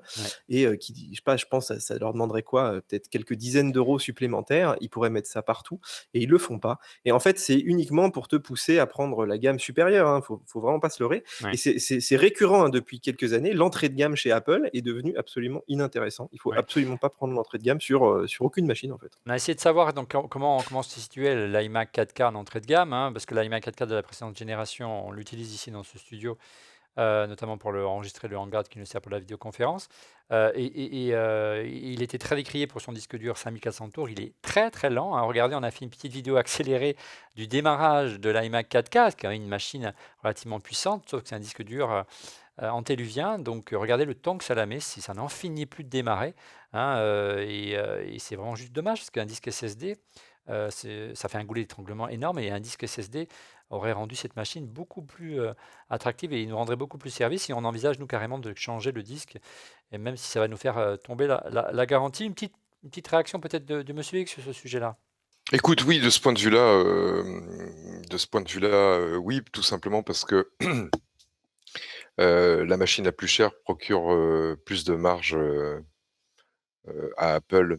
Mais je pense que vu le positionnement général marketing d'Apple, qui est tous ses produits sont du haut de gamme, écoute, non, enfin, ils sont plus contents de vendre un haut de gamme, mais ils sont aussi contents de vendre un entrée de gamme. Donc, sincèrement, je ne sais pas si c'est Une tendance encore extrêmement déterminant. Ce qui était déterminant, c'était plutôt quand ils sortent leurs nouveaux produits sur une gamme comme l'iMac, il y a 1, 2 ou 3 modèles. Ils prévoient une certaine quantité à fabriquer, et puis là, hop, ils s'aperçoivent qu'en termes de composants, qui ne sont pas tout à fait les mêmes, ils vont être par exemple tendus pour les composants pour faire l'entrée de gamme. Par contre, ils ne sont pas tendus en approvisionnement pour les composants du haut de gamme. Et là, à ce moment-là, parce qu'ils ont des facilités à fabriquer le haut de gamme et pas l'entrée de gamme, ils vont pousser le haut de gamme. Mais c'est plutôt, tu vois, par réalisme de production et de capacité à produire qu'ils vont pousser un modèle, que par choix marketing. À partir du moment où Apple lance un produit, la marge brute est bonne et tout est bon à vendre. En clair, si vous aviez un modèle à conseiller, si on avait un modèle à vous conseiller aujourd'hui, évitez donc plutôt l'entrée de gamme. On ne sait pas si l'entrée de gamme de l'iMac 4K est aussi lent que le précédent, puisqu'on n'a pas eu entre les mains. mais mieux vaut prévenir que guérir. Donc privilégiez plutôt un modèle avec un disque Fusion Drive, qui a un mécanique et SSD qui travaillent de concert. Plutôt des modèles équipés de GPU, de vraies cartes graphiques, parce que c'est une vraie valeur ajoutée, même si vous ne faites pas de jeux vidéo. Si vous voulez faire un peu de vidéo, de traitement, du rendu, c'est vraiment appréciable. Et enfin, si vous en avez la possibilité de prendre un Core i7 plutôt qu'un Core i5, c'est pas inintéressant non plus pour l'hyper trading, Didier notamment, justement pour prendre en charge les lourdes tâches. Si on fait de la vidéo, c'est une vraie valeur ajoutée, hein. Oui, ça peut quasiment doubler tes perfs. Donc, mais voilà, c'est vraiment à réserver aux gens qui font du rendu enfin, du traitement photo à la volée, du rendu vidéo, c'est quand même assez particulier, hein. Voilà. Et Donc, enfin, si vous voilà. choisissez un matin 1,5 pouce, gavez-le en RAM, parce qu'écoute, ça sera très compliqué, on vous l'a expliqué, de l'ajouter vous-même. Ça fera sauter la garantie, il faut démonter l'écran, c'est tout un beans. Par contre, si vous prenez un 27 pouces, ne le gavez pas et allez acheter vous-même la RAM, puisque vous pouvez la changer très rapidement. Et la RAM chez Apple est facturée à prix d'or. On arrive tout doucement au terme de cette émission. Il nous reste quelques minutes pour parler de ce qui a fait l'événement de la WWDC, à savoir l'arrivée de cet iMac Pro. Alors que sait-on de cette machine? Ça fait presque 2 semaines qu'elle a été, voire 3 semaines qu'elle a été annoncée maintenant. La principale différence, Didier, avec la machine telle qu'on l'a ici, c'est une autre génération. C'est pas du Core i5 ou Core i5, c'est une puce Xeon, les mêmes puces à la génération suivante qui équipent les Mac Pro. En fait, si tu regardes l'iMac Pro, enfin les specs globales de l'iMac Pro, c'est celle que devrait être le Mac Pro cette année, en fait. Oui, qui n'a Donc, pas évolué ils ont depuis mis 4 ans maintenant. voilà, ils ont mis de la RAM haut de gamme, ils ont mis un Xeon haut de gamme, ils ont mis donc voilà, tu peux le gaver en mémoire, tu as des cartes graphiques haut de gamme. C'est exactement ce qu'aurait dû être le Mac Pro. Et d'ailleurs, moi, je me demande si l'iMac Pro, c'était pas justement le futur Mac Pro, tu vois, qu'ils n'avaient pas prévu ça un petit peu en amont, mais devant la grogne des pros qui disaient oui, mais on peut pas changer les composants, etc., ça commence à devenir pénible. Ils t'ont annoncé un espèce de Mac Pro au calendrier grec en 2019, en disant oh non, on a un petit iMac Pro pour vous faire attendre, mais est-ce que finalement c'était pas celui-là le nouveau Mac Pro? Et ils se sont rendus compte au dernier moment, bon voilà, on a quand même travaillé sur la machine, parce que je pense qu'ils ont travaillé là-dessus pendant un bon moment, hein. C'est pas une machine que tu sors comme ça en 2 mois. Je sais pas. Donc voilà, moi je suis assez perplexe Moi, je là-dessus. pense Parce que s'ils avaient travaillé un bon moment, je pense qu'ils auraient changé le design. Moi, je pense plutôt que. Bon, après, on n'est pas Madame Irma, mais je pense plutôt qu'ils ont changé leur plan face à la grogne de l'iMac Pro, du Mac Pro, qui ne pouvait pas changer le design de manière rapide, puisque là, il faut tout refondre et que le besoin de 2 cartes graphiques n'était pas forcément évident, hein, dans le Mac Pro. Ils ont préféré faire une mise à jour de l'iMac Pro en attendant, puisque le design, ils l'ont et c'est quand même une sacrée performance de le refroidir. On va rentrer dans un moment. Ils ont particulièrement soigné le refroidissement, mais ça me semble plus facile de faire évoluer cette machine-là que le Mac Pro, mais l'avenir nous dira si on a tort. Donc tu le disais, une puce Xeon à 8 cœurs jusqu'à 4,5 GHz de fréquence, ça va plutôt dépoter. L'avantage de la puce Xeon par rapport à une puce Core i7, c'est quoi? C'est que ça peut gérer plus de mémoire, c'est ça, Didier? Il y a énormément de différences. La première, bon, c'est déjà qu'il y a plus de cœurs. Donc, par exemple, pour Final Cut Pro, ça divise à chaque fois tes temps de calcul par 2, 4, 8. Enfin, ça, c'est vraiment important. Ensuite, c'est des puces qui durent très très longtemps. C'est-à-dire que tu peux les mettre à pleine puissance pendant 5 heures d'affilée. Elles vont pas perdre leur fréquence trop rapidement, comme les Core i5, Core i7 qui ont tendance à des fois à chauffer et un petit peu être dégressifs. Donc ça, c'est pas mal. Et il y a aussi plus de lignes de PCI Express. C'est-à-dire que tu peux mettre plus de connecteurs derrière, de Thunderbolt, de choses comme ça, de cartes graphiques plus puissantes aussi. Donc ouais, c'est vraiment des puces très haut de gamme pour des traitements ultra pro, quoi. Alors Apple le positionne plutôt comme une station de travail. 5 000 $ pour ce type de machine. Thierry, est-ce que ça te semble un choix raisonnable et surtout pour qui? Bah, là, c'est sûr qu'on est dans la station de travail. Les prix, 5 000, après, ça a monté à quoi? 10 000, 15 000? Parce On dit que même quand 20 ils 000 ont... € pour la version, parce qu'il y a une version 8 et 18 cœurs, le prix d'une petite Ouais, ouais, voiture, quand même. Une belle donc, berline, hein. bon, Chère monsieur. c'est sans limite. Après, moi, je suis assez dubitatif sur le positionnement des stations de travail aujourd'hui, parce que la puissance de calcul, quand on a besoin, tu peux l'avoir ailleurs. Enfin bon, quand tu es un pro, il y a d'autres solutions que ça. Donc, s'il y a vraiment un gros marché avec des gros besoins, pour moi, ça reste quand même un marché de niche, et c'est peut-être un petit peu pour histoire de montrer qu'ils sont capables de sortir des machines extrêmement performantes à des prix hallucinants. Mais très honnêtement, tout à l'heure, Rodrigo parlait de marché de niche pour certains marchés. Là, on est en plein dedans, non? Rodrigo, une réaction à cet iMac Pro? Tu n'avais pas eu depuis l'annonce lors de la WWDC? Oui, je parlais de marché de niche pour le Mac Mini qu'on va pouvoir augmenter avec une carte graphique de folie, de la mémoire, des disques, etc. Ouais. C'est là dont je parlais de marché de Nice. Sur le marché professionnel dont on a besoin, je disais, c'est les ordinateurs qui vont être sur un bureau. Donc, effectivement, qui vont être payés par les boîtes et c'est ceux-là qui vont être payés. Donc, non, pas du tout marché de niche, au contraire. Marché réel, mais non, je ne suis pas sûr qu'on ait besoin de la ultra puissance, que ce soit un marché intéressant pour le grand public ou pour un grand marché pour Apple. Ouais, c'est plus quoi? Tu veux dire que c'est une machine un peu vitrine de l'état de l'art d'Apple? Oui, on peut faire des machines puissantes. Oui, les pros, c'est un peu l'ADN d'Apple. Il faut les satisfaire parce qu'ils conditionnent un peu tout le reste. Et on leur Ouais. fait une machine sur mesure. C'est un peu cela, ton idée? Mais on n'a pas défini les pros. Moi, je crois que c'est une gaussienne, notre histoire. On a, donc la gaussienne, c'est une courbe normale comme ça. Le centre a besoin d'une machine à peu près normale, les iMac tels qu'il y a aujourd'hui. Il y a un tout petit bout à droite qui a besoin du très haut de gamme, et OK, ils le font pour être joli, pour tester des technologies, voire pour aller chercher le prix le plus haut que des gens ultra fans iraient chercher, mais c'est pas un gros marché. Et puis de l'autre côté, c'est tous les gens qui veulent bidouiller leur machine, et c'est pas du tout la promesse marketing d'Apple. On va demander au monsieur marketing d'Apple, enfin l'ex-monsieur marketing d'Apple, quelle approche, quelle stratégie monsieur X adapte Apple en ce moment? Eh ben, écoute, je pense qu'on va le savoir quand on va avoir les premiers clients qui vont acheter cette machine. Parce que je vois bien ce qu'elle fait, cette machine. Je vois bien à quel besoin elle répond, mais son prix stratosphérique Mmh. me laisse pantois. Donc, je pense que pour vraiment répondre à cette question, il faudra que les premiers clients commandent la bécane et qu'on puisse parler avec eux. Alors moi, je suis plus autant familier que ça avec le marché des stations de travail. Vous avez travaillé chez HP il y a quelques années, monsieur X? Ouais, mais 5 000 € aujourd'hui, Dollars. écoute, dollars, pardon, pour une machine avec un écran intégré, moi, j'ai tendance à dire, en tous les cas, c'est pas pour un marché de masse pour les stations de travail. La base de l'architecture des stations de travail, c'est une unité centrale Ouais, que on réduit les risques. super puissante que tu peux faire évoluer et à côté de ça, un écran et l'écran vaut autant que l'unité centrale. Tu peux conserver l'unité centrale, voire la faire évoluer en mémoire, voire changer les cartes processeurs et à côté de ça, tu peux continuer à faire évoluer les écrans à un tel point que beaucoup de très gros clients qui achètent des stations de travail, en général, ont 2 fournisseurs. Des fournisseurs pour le cœur, la station de travail cœur et des fournisseurs qui, en général, sont différents pour les stations de travail. Tu peux avoir un couple Hewlett-Packard pour les stations de travail, Samsung pour les écrans parce que tu as besoin d'un écran avec telle diagonale, tel truc, etc., etc. Donc, une station de travail tout en un à ce prix-là, moi, je veux voir quels sont les clients qui vont l'acheter, hormis les fous du Mac. Les machines de prestige. Voilà, et ceux qui veulent une machine de prestige. Mais pour l'instant, sincèrement, je ne comprends pas le marché, Je vais vous faire une analogie. le marché à qui ça s'adresse. Oui, On va Rodrigo. faire une analogie. On va dire que l'iMac, c'est une berline. Ouais. Donc, c'est pour les gens qui ont un petit peu de moyens.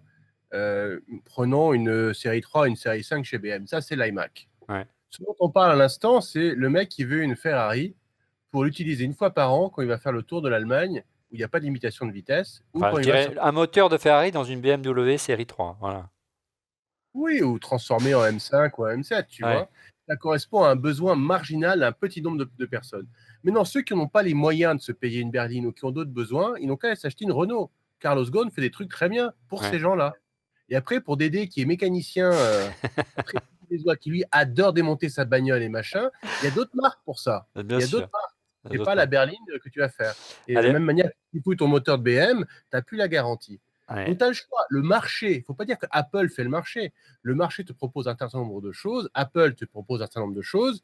Rappelons que Apple est une énorme boîte commerciale qui doit industrialiser et ses process et ses ventes et faire des trucs de niche pour des petites personnes. Ce n'est pas son business model. Ce n'est plus son business model. Précisons-le.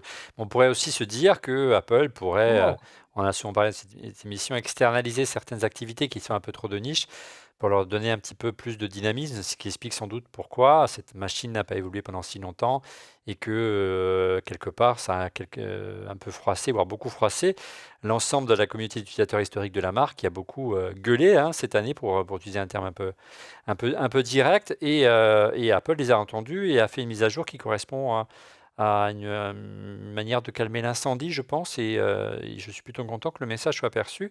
Mais c'est dommage d'être arrivé là. Je veux bien savoir qu'Apple, aujourd'hui, c'est son boulot, c'est de vendre des iPhones.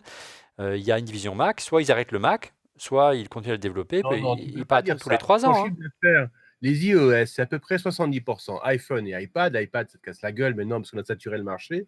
Mais voilà, 70%. 30% en une des plus grosses boîtes mondiales, c'est pas un petit marché. Si tu Non, les séparais dans une boîte c'est séparée, optimiste 30%, c'est plutôt 20 pour le Mac, parce qu'il y a quand même les ouais, mais ça fait services, il y a les machins déroutés. 10% les services, 20 Mais- sur le hardware. Ça ferait quand même une très grosse boîte. Oui, mais le Mac Pro, c'est 0,1%, quoi. Tu vois ce que je veux dire? Il C'est y a le Mac, absolument ce bon. que je dis. C'est que, Hein. mettons que le coût de développement d'une nouvelle unité, de tous les processus, le design, les composants, tout ça, ça coûte 100. Ben, quand tu l'amortis sur 100 machines, ça fait 1 le coût que tu vas donner sur chacune des machines. Si tu l'amortis sur 100 000 machines, ben, le coût du développement, c'est 1 centime sur chacune des machines.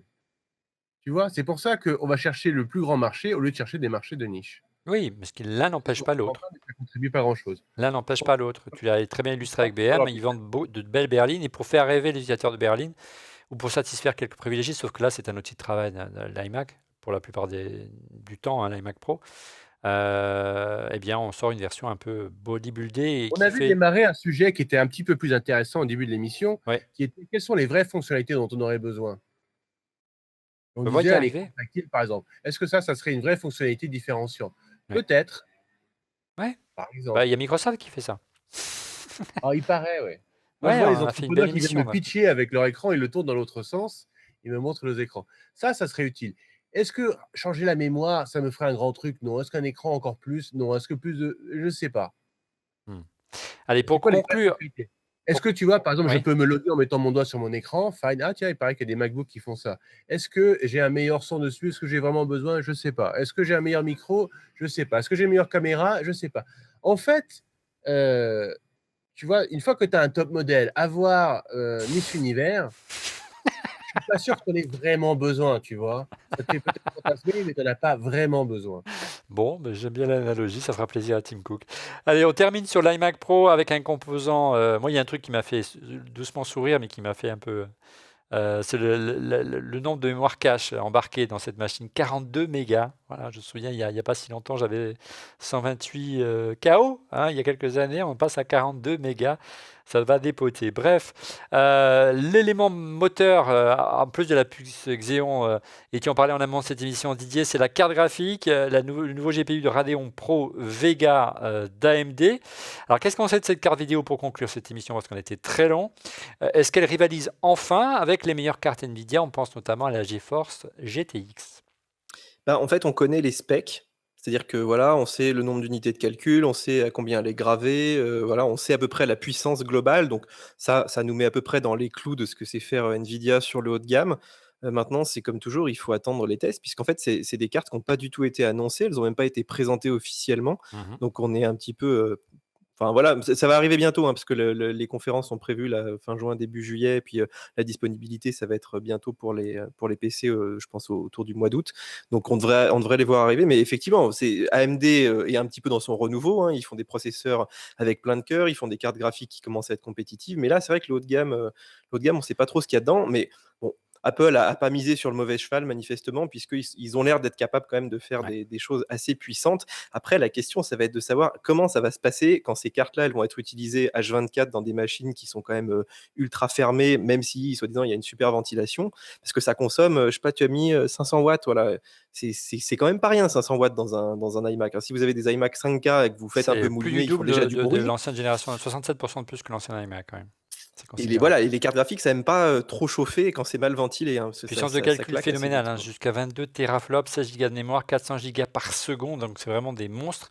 Et a priori, il y aurait 2 modèles différents qui seraient proposés sur le futur iMac Pro. On verra plus en détail, on aura l'occasion d'y revenir avec une mission qui sera 100% dédiée à la Mac Pro. Il y a aussi un SSD de 4 Tera, 3 Go par seconde, bref, il peut gérer jusqu'à 2 écrans 5K, vraiment c'est un monstre de puissance. Et même Apple a soigné même les nouveaux haut-parleurs, comme on a pu voir sur cette vidéo furtive où on voit que des nouveaux haut-parleurs apparaissent au sommet de l'écran, donc on verra qu'en est-il du rendu. Pour conclure, un grand merci à notre annonceur Lassie de nous soutenir. Le spécialiste du stockage sur Mac a été le premier constructeur à proposer un disque RAID compatible Thunderbolt 3, donc il tenait à être partenaire de cette émission pour accueillir cette machine qui est Thunderbolt 3. Donc voici son dernier modèle, le Big 6 que nous avons connecté au nouvel iMac. Il est apte à accueillir 6 disques durs cumulant jusqu'à 60 Tera de données, affichant un débit phénoménal jusqu'à 2600 mégaoctets par seconde en RAID 5 et 600 clairs si vous avez besoin d'une solution de RAID externe pour votre futur iMac Pro. Le disque dur il est là Il est déjà là et il est chez Lassie. Allez, on passe tout de suite à vos coups de cœur. Les coups de cœur et on commence par Rodrigo. Alors moi que j'ai acheté aux États-Unis parce que c'est toujours pas vendu en France l'an dernier un truc extra. Vous savez, moi j'habite dans un appartement où les murs sont en béton, c'est-à-dire que le Wi-Fi ne passe pas de la chambre où je suis à l'autre bout depuis le salon où est mon modem. Donc c'est un vrai souci. Donc j'ai tout essayé. J'ai essayé le CPL avec des boîtiers, ça marchait très moyennement. J'ai essayé, surtout c'est limité, maintenant que j'ai la fibre, c'est limité. Ouais, J'ai il est essayé boulé. les extendeurs de Wi-Fi, j'en ai acheté plusieurs marques, monté en gamme. Ça marchait toujours pas très bien. Et j'ai trouvé aux États-Unis un nouveau truc qui s'appelle Eero. E-E-R-O. Ça vient de Saarinen, qui est un designer finlandais. Et en fait, c'est des boîtiers Wi-Fi qui sont tout petits, comparés aux énormes mastodontes qui ressemblaient à des insectes avant, et qui font du mesh en Wi-Fi. Donc aujourd'hui, j'ai 3 appareils. Là, je vais en rajouter 2 pour couvrir encore mieux toutes les pièces. Et ça se configure tout seul. Ça retrouve le chemin, meilleur chemin pour les machines. Tout seul, ça le fait le load balancing. Tout seul, ça s'update. Tout seul, et en plus, ça s'intègre avec Alexa. Et je peux même demander à Alexa, et Alexa va demander à mon Eero, donc mon système Wi-Fi en mesh, où est mon téléphone? Il va dire, ah, c'est dans telle pièce. Il va le géolocaliser. Génial. Ouais, Ça c'est vaut super. cher, Rodrigo? Non, c'est pas très cher. Maintenant, si tu me le compares avec un routeur Wi-Fi à 30 balles de chez les Chinois, c'est très très cher. Mais on va dire qu'un boîtier coûte $200, 199. Moi, j'en ai 3, donc tu dirais 600. Mais en fait, ils te font des réductions. Dès que tu en as un deuxième, ils te font $50 de réduction. Donc, ils ont Ouais, des packs c'est à bien. 4,99, 3,99, 2,99, suivant ta configuration chez toi. Et puis, C'est super. Et cette semaine, ils viennent de sortir la V2, ouais. qui est 2 fois plus puissante pour le pack original et qui est toujours même taille, et une demi-taille qui est 30% plus puissante que la version d'avant. Donc, je me vais m'empresser d'acheter aux États-Unis avec un adaptateur de prise US France. Et le Merci. débit est bon, Rodrigo, parce que la technologie du meshing au début, c'est pour les réseaux domotiques de type Zigbee. Donc, comme tu le disais, chaque device sert de nœud, mais en répétant le Non, signal, tu perds pas en débit. c'est ce que j'ai sur mes ampoules chez moi avec un pont Philips Hue. Mais le débit est très bien. Donc là, je vous montre en ce moment, parce que j'ai 2 réseaux Wi-Fi, donc là, je vais montrer qu'un seul. J'ai 13 machines connectées. Je ne sais pas si vous voyez sur mon écran. Voilà, j'ai mes 3 machines en dessous. Vous voyez mon débit, 400 mégas. Pas mal. En download, 240 en upload, là. Pas mal. Mais ça, c'est limité par l'iPhone. Si vous prenez un iMac connecté en filaire, je suis à 900. Et ce qui est super, c'est que j'ai le débit. Donc, je clique dessus, je vois le débit. Je peux être n'importe où dans le monde et je peux couper ou pas Internet parce que je me suis fait des profils de machines. Donc, par exemple, Il s'est fait plaisir, le beau. Hein. Family Profiles. Vous voyez, j'ai les enfants qui ont un profil. Donc, chacun a un iPhone, un iPad, un ordi. J'ai les invités, j'ai les guests. J'ai toutes les adresses Mac filtrées. Donc, je fais de l'impôt dans le monde. Stop, hop, plus d'Internet. Allez, va faire tes devoirs. Merci. C'est vraiment l'Internet simple qui enfin marche pour tout le monde. Et c'est la boîte qui a inspiré les boîtiers Google Wi-Fi qui sont un peu moins chers, mais tellement plus laids, qui marchent tellement moins bien. Ouais. Et donc, je suis ravi de mes Eero. Et vous mettrez une petite vidéo de démo. C'est tout petit et c'est vraiment chouette. Merci, Rodrigo. Du côté de Thierry, quel est ton coup de cœur? Moi, je manque totalement d'originalité parce que là, je me suis remis à travailler de manière hyper efficace avec des présentations à n'en plus finir. Et j'ai redécouvert le bonheur de travailler avec Keynote, notamment sur l'iPad Pro. Voilà. Et même avec la bêta d'iOS 11. Ah, tu tiens furieux quand même. Hein. Ouais, mais du coup, ce qui est assez rigolo, c'est que le MacBook Pro, je l'oublie, hein, même s'ils ont fait des efforts pour gérer la touch bar. On n'est pas super efficace parce que et quand on va être amené à utiliser directement son iPad Pro, là ça va super vite et c'est un vrai bonheur. Surtout que comme maintenant on peut faire du drag and drop, récupérer des fichiers et les balancer. Là, il faut que ça mature encore un peu plus du côté d'iOS 11 parce qu'on a accès qu'à l'iCloud en ce moment et pas aux autres clouds sur le gestionnaire de fichiers. Enfin, c'est assez bluffant. C'est-à-dire que oui, on commence à pouvoir vraiment travailler de manière intensive avec un iPad Pro et Keynote en est vraiment la démonstration. Il y a eu une mise à jour récente, très super silencieuse, ils en ont à peine parlé. Donc, ils ont revu un peu l'ergonomie, ils ont rajouté énormément de tas de petits objets pour illustrer. plus je passe sur les banques spécialisées qui existent aujourd'hui pour rajouter des choses super sympas directement sur Keynote. Mais en tout état de cause, voilà. Tout ça. Donc, si vous voyez encore quelqu'un travailler avec un PowerPoint, pendez-le. Voilà. Merci Thierry. Monsieur X, de ton côté. Bon, Olivier, tu sais, on a un problème commun, toi et moi, dans la vie, c'est Bah oui. que on parle toujours de la même chose, des produits Apple. Voilà, donc il serait temps de parler d'autre chose. Ouais. Mais pour parler d'autres produits, il faut pouvoir se former. Voilà, donc moi, en coup de cœur, je te propose une formation, évidemment une formation digitale. Les formations digitales est disponible pour tous. Ça s'appelle des MOOC, M-O-O-C, et je t'en propose un qui est quand même dans l'univers d'Apple. C'est le premier MOOC que propose Pixar, cette société qui a été fondée par Jobs, en tous les cas, dont Jobs a été le patron, et qui s'est associé avec le spécialiste de l'éducation en ligne gratuite aux États-Unis, qui est la Khan Academy, et ils ont fait ensemble un MOOC qui s'appelle Pixar in a Box. Pixar in a Box, c'est gratuit, et ça permet de faire quoi ? Ça te permet d'apprendre avec les ingénieurs de chez Pixar, avec les artistes de chez Pixar, à créer ton propre film d'animation, en définitive en te formant leçon par leçon à toutes les techniques qu'ils utilisent. Alors à ton niveau, bien évidemment, tu feras pas un film comme Monster et compagnie dès le départ, mais en tous les cas, ils décortiquent complètement leur chaîne de production, ils en font des modules de formation et ils te proposent de te former gratuitement. Voilà, ça te permettra de passer dans le monde des effets spéciaux et de faire peut-être une émission sur ce sujet un jour. Merci Monsieur X. Didier, pour conclure. Alors, Olivier, est-ce que tu sais quel est le plus gros défaut de l'iPad Pro ? Je vois qu'il y a Son pas mal prix. d'utilisateurs d'ailleurs avec nous. C'est que tu perds ton pencil Bien sûr. au fond du sac. Bah oui. Du coup, Apple a enfin trouvé la solution 2 ans après, Oh, tu me fais peur là. en sortant donc cette petite pochette en cuir, alors qui sent super bon le cuir d'Apple. C'est vraiment, les cuirs d'Apple sont magnifiques. C'est pas des cuirs en Et sky, tu veux dire, c'est ça? donc sur le, c'est ça. Donc sur lequel, attends, je sais pas si on voit bien. Ouais. Donc tu peux ranger donc ton stylet là-haut. De toute Voilà. beauté. Voilà, magnifique. Bon, tu peux toujours Donc, tu as perdre ton apparemment iPad le qui est là. bouchon du stylet, apparemment. Il est quand même. Non, t'es mauvaise langue parce qu'il est quand même bien attaché Bon, au bout. d'accord. Mais si tu n'as pas l'argent pour t'acheter donc Ouais, combien cette ça vaut cette magnifique- petite plaisanterie là, juste pour Oh, on va savoir? pas parler d'argent. Olivier. On vient de parler de l'iMac Pro. Allez, là. un quart de Vous regarderez sur le net. Ouais. Et voilà. Et si par contre tu aimes toujours perdre ton stylet, Apple a prévu donc une housse à stylet. Ah, Je ne sais pas à quoi ça sert. Voilà. Je sais pas. Parce qu'ils ont peur peut-être qu'on l'abîme ou quelque chose comme ça. Mais je pense que là, vu le prix du cuir, tu abîmeras plus le cuir avant d'abîmer le stylet. ouais. Mais voilà, bon. Et en plus, alors, je te montre juste un dernier petit détail là-dessus. C'est-à-dire que pour enlever le stylet, il faut faire ça. Ouais. Donc, et après, tu tires sur le capuchon. Tu tires pas le stylet. Voilà. Mais Johnny Ive, mais Hyper qu'est-ce mal qui se pensé. passe, Johnny Ive? Là, je pense que Reviens, ça Johnny, dépend de mon reviens. papier de l'année, je ne sais pas. Non mais Didier, j'ai ta réponse. Comme tu sais, j'ai acheté un iPad Pro, j'ai acheté un stylet, et comme tu le sais aussi, j'ai acheté cet étui en cuir. Ouais. Ça sert à quoi?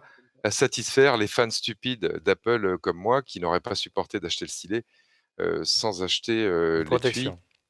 Et ça marche. Mais ça Ah bah marche, oui, oui. imagine.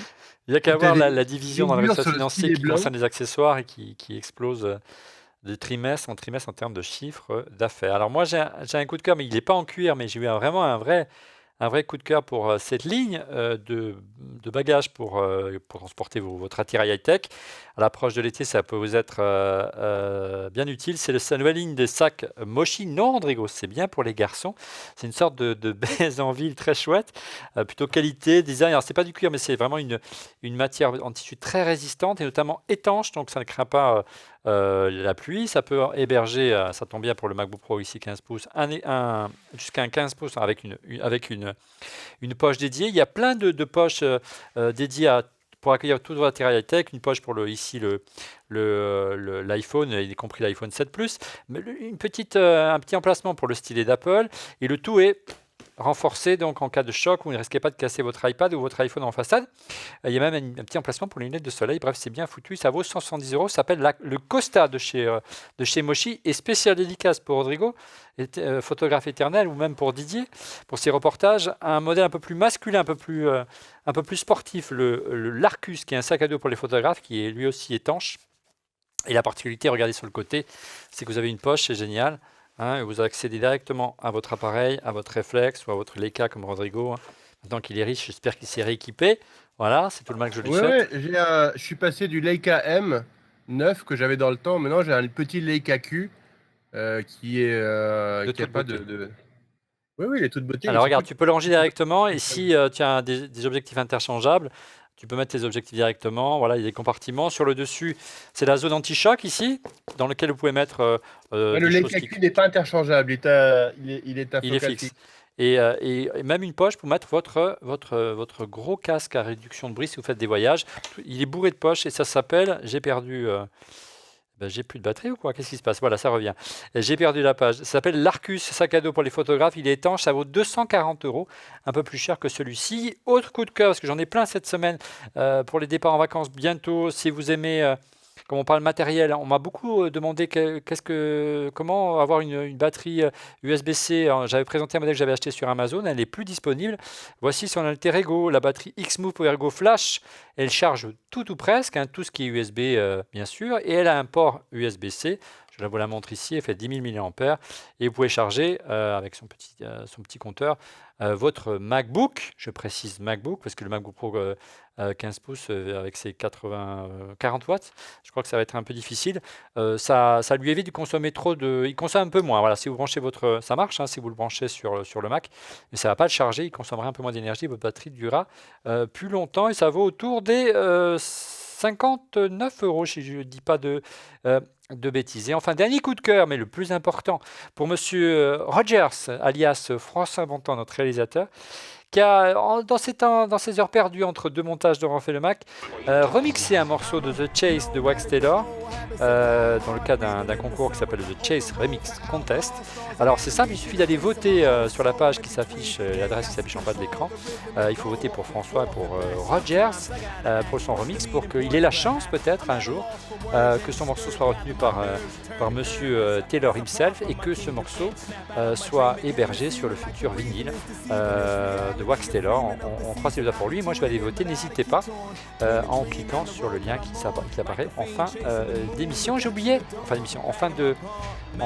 en bas de l'écran. Alors moi je vais aller voter de suite sur mon MacBook Pro et en attendant je vous donne rendez-vous dès la semaine prochaine, on vous l'a dit, on parlera de l'iPad Pro. Voilà, j'ai voté pour l'iPad Pro 10,5 pouces, on reviendra un petit peu sur cet écran assez étonnant en 120 Hz. On n'en a pas parlé ce soir, mais vous allez voir, c'est assez étonnant. C'est une super tablette graphique. On le comparera aux différents modèles de MacBook. Faut-il plutôt investir sur un MacBook ou sur un iPad? Toutes les réponses dès la semaine prochaine. Quant à nous, on va passer une semaine assez tranquille. On se retrouve donc dès la semaine prochaine. Au revoir. The timing is not good. Have you any last words before we pass judgment? Let the celebration begin.